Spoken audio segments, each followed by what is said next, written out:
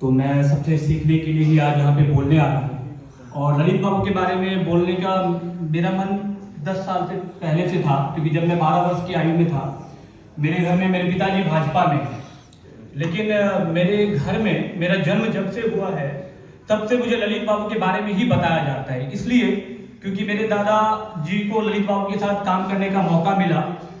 मैं झंझारपुर से हूँ, तो वहाँ मैं जहाँ भी घूमता था, कॉलेज देखता था झंझारपुर में, तो ललित नारायण जनता कॉलेज, हर जगह ललित बाबू का ही नाम देखता था। तो मैं पिताजी से पूछता था कि ये कौन है, तो वो कहते थे कि भाई जो पंडोल में अभी इंडस्ट्रियलाइजेशन नहीं लग पाया, पंडोल चीनी मिल, बहुत सारी चीजें इंडस्ट्रियलाइजेशन लगाने का सपना था उनका, तो वो मेरे पिताजी कहते थे ललित बाबू आज होते तो बिहार ऐसा नहीं होता।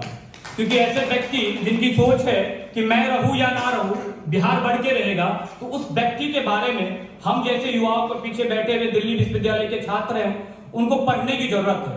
और हम लोगों ने अभी डिसाइड किया कुछ दिन पहले ही, हमारी एक संस्था है जनसंवाद, जिसमें वैभव मिश्रा भैया भी है, हम लोगों ने सोचा है कि आगामी मार्च से ललित बाबू की याद में हम लोग एक राष्ट्रीय युवा संसद कार्यक्रम पूरे बिहार में हर जिले में करेंगे, जिसका नाम भी हम लोग ललित बाबू के नाम पे ही रखेंगे। और बहुत सारी संस्थाएं उसमें सहयोग करेगी। और मेरे हिसाब से मैं एक युवा हूँ, तो उनके लिए इससे बड़ी सच्ची श्रद्धा ललित बाबू के लिए नहीं हो सकती है। क्योंकि हंसराज कॉलेज दिल्ली में 13 जनवरी को हमने एक कार्यक्रम किया था, भैया को हमने इन्वाइट किया था, वहां पूरे देश से युवा आए हुए थे, विभिन्न यूनिवर्सिटी से छात्र छात्रा आए हुए थे। जब मैंने ललित बाबू का चर्चा किया तो पूरे पीछे से आवाज आने लगी, हाँ मैं जानता हूँ, मैं जानती हूँ, मैं उनके बारे में बोलना चाहती हूँ। तो ये बहुत बड़ी शख्सियत है ललित बाबू। और मैं सर बैठे हुए से एक आग्रह है कि ललित नारायण मिथिला यूनिवर्सिटी तो बिहार में है ही, एक तकनीकी विश्वविद्यालय ललित बाबू के नाम पे बिहार में स्थापित करे। आपसे सर आग्रह है कि ललित नारायण मिथिला विश्वविद्यालय तो बिहार में है ही, एक तकनीकी विश्वविद्यालय ललित बाबू के नाम पे खोला जाए बिहार के अंदर में, जिससे हम सभी युवा जो बाहर आते हैं तकनीकी की शिक्षा लेने के लिए, वो वहां पे हम लोग ले पाए। और ललित बाबू को इससे बड़ी सच्ची श्रद्धा नहीं मिलेगी, क्योंकि वो चाहते थे कि बिहार का युवा बिहार टॉप 5 राज्य में रहे इंडिया में, लेकिन वो आज है नहीं। बिहार शिक्षा में, बेरोजगारी में, हर चीज में पीछे है।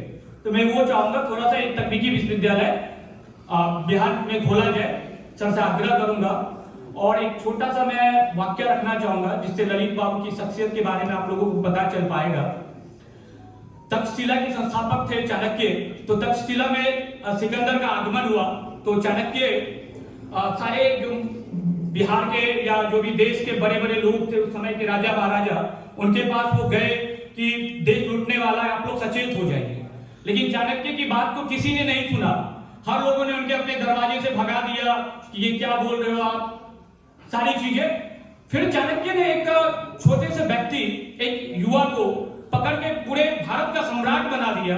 तो ये जब लोकसभा और विधानसभा के सत्ताधीश लोग ये सोचने लगते हैं कि मैं हिंदुस्तान का आका हूं, बाबा साहब भीमराव अंबेडकर की जो ये we the people of India को पलट के we the people of India को पलट के ये लोग who the people of India कहने लगते हैं। उन लोगों के लिए ललित बाबू जैसे लोग चाणक्य के रूप में बिहार के जनसत्ता के लोग याद करते हैं उनको।